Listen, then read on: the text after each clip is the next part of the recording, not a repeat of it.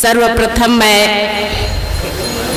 इस कचारगढ़ की पावन भूमि को नमन करती हूँ और इस जगह को संवारने वाले हमारे प्रेमवासी मोती रावण कंगाली दादाजी को भी मैं नमन करती हूँ। इस जगह को पावन बनाने में अपने योगदान देने वाले प्रेमवासी दादा युजा सिंह जी को भी मैं सेवा जोहार करती हूँ। इस पर इतिहास लिखने वाले प्रेमवासी दादा सुहेल सिंह जी को भी मैं सेवा जोहार करती हूँ। यहाँ मंच पर उपस्थित मेरे समस्त सगाजन और यहाँ साहित्यकार मेरे मामा जी तिरुमाल BL कुर्राम जी को भी मैं सेवा जोहार करती हूँ। मुझे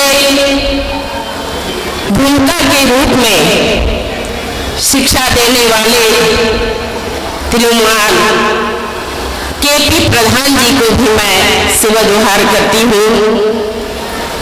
यहाँ उपस्थित मेरे मातृशक्ति पितृशक्ति समस्त सगाजनों को मैं सेवा जोहार करती हूँ।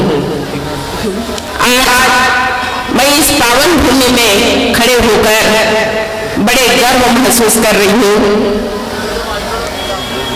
कि मैं वास्तव में उस कौम में जन्म ली हूँ। मैं इस कोयावंशी समाज में जन्म ली हूँ। मैं उस माता पिता के कोख से जन्म ली हूँ जिन्हें उन्हें भी मैं सेवा जोहार करती हूँ। और मैं आज के इस सभा में संस्कृति और संस्कार शिक्षा पर जो बातें चल रही है उसी पर कहना है, ऐसा मैंने सुना। तो मैं भी दादा मोती रावण कंगाली जी के कोया पुण्य दर्शन पर 2 शब्द अपने विचार व्यक्त करने जा रही हूँ कि यहाँ हमारे पारिक पारलिंगोदेव को भी मैं सेवा जोहार करती हूँ। माता कली कंकालीन दाई को भी मैं सेवा जोहार करती हूँ। माता राहताड़ जंगों को मैं सेवा जोहार करती हूँ। 88 शंभू शेख को मैं दाई गौरा के सहित सेवा जोहार करती हूँ।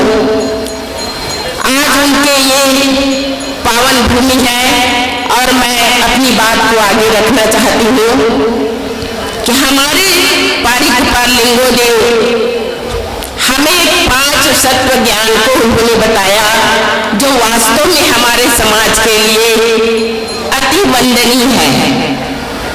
जिसमें उन्होंने कहा, पहला है हमारे सगा पारी। वास्तव में हमारा जो समाज जब बना तो बिखरा हुआ था, अव्यवस्थित था। हम अपनी व्यवस्था सही नहीं कर पा रहे थे। इसे देखकर हमारे गुरु मुठवा पारिक पारलिंगोदेव ने सगा पारी का निर्माण किया और उन्होंने एक देव सगा से लेकर 12 देव सगा तक के उन्होंने हमें विभाजित करके हमारे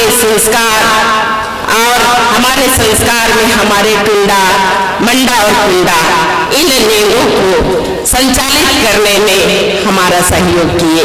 और आज हम उसी संस्कार के तहत अपने जब कार्यों को करते हैं तो कहीं पे भी विसंगति नहीं आती है। तो हम सगा समाज को यही कहना चाहेंगे कि हमें उस विधि को जरूर अपनाना चाहिए। हमारे जो मुठवा ने हमको दिया है ज्ञान, उस पर जरूर हमको अपने संस्कारों को अमल करना चाहिए। दूसरी बात उन्होंने कहा है, उन्होंने सत्व ज्ञान बताया गोकुल का।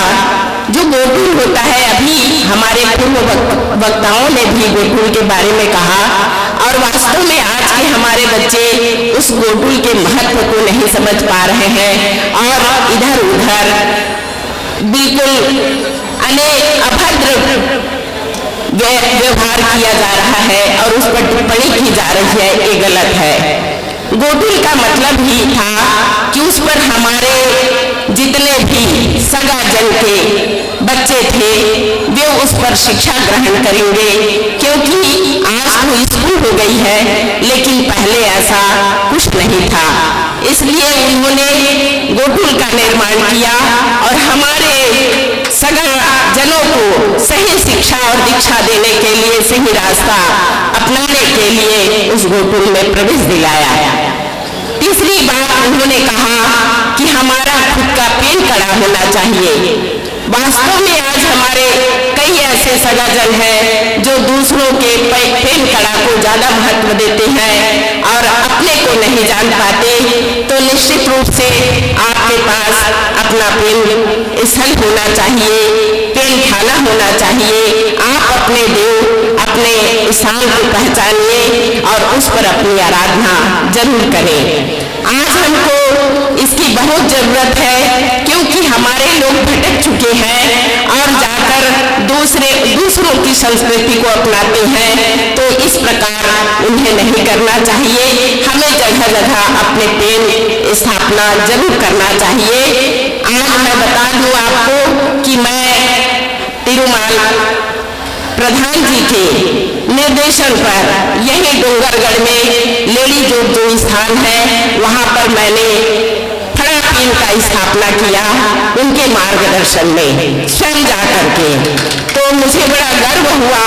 वो मुझे हमेशा प्रेरित करते हैं कि आप ऐसा कर सकती हैं और मैं उनके मार्गदर्शन में करने का प्रयास करती हूँ। मैं बताना चाहूंगी कि हमारा चौथा उन्होंने वंदनीय तत्व बताया, पुलेन दर्शन। वास्तव में हमारी संस्कृति, हमारे सत्व ज्ञान, हमें नम्र क्यों कहा जाता है, हमें हृदय क्यों कहा जाता है? क्योंकि ये हमारे खून में है। हमें अपने सत्य को जानना है, हमें अपनी ईमानदारी के साथ चलना है और हमको जब शंभू से बाबा ने त्रिदर्शी 3 रास्तों का स्थान बताया, त्रिमार्गी जिसको हम त्रिशूल मार्गी कहते हैं, उस आधार पे हम चलते हैं, जिसको मूंद सूल सर्री भी कहा जाता है। ऐसे हम सत्व ज्ञान को लेकर चलते हैं।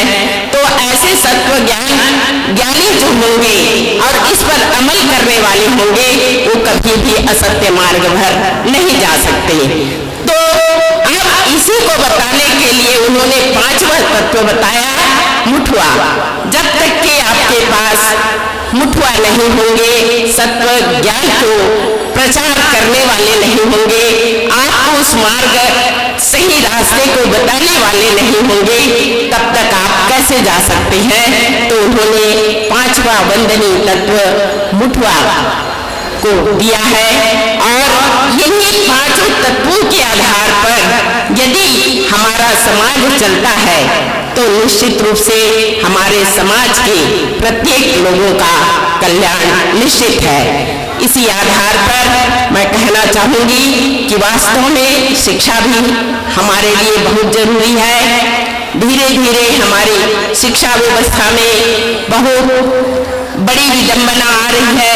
हमारे बच्चे सिर्फ एक हस्ताक्षर तक ही रह जा रहे हैं, वो उनके अंदर तह तक नहीं पहुंच पा रहे हैं। ऐसी हमारी शिक्षा प्रणाली हो गई है। तो हमें इस पर ध्यान देना है और हमारे जितने सांसद और राजनीतिक गण आए हुए थे उन्हें लेकर के हमें इस पर बात जरूर करना चाहिए।